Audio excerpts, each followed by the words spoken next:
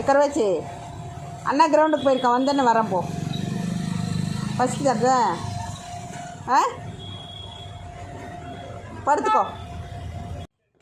அனைவருக்கும் வணக்கம். பாருங்கள், நீ என்னடி சொல்கிறது, நான் என்னடி கேட்குறது. மணி 6 ஆச்சு, ஒழுங்கா வான்னு சொல்லிட்டு 2 தர்ணா போராட்டத்தில் ஈடுபட்டிருக்காங்க. நடு ரோட்டில் எப்படி படுத்திருக்கான் பாருங்கள்.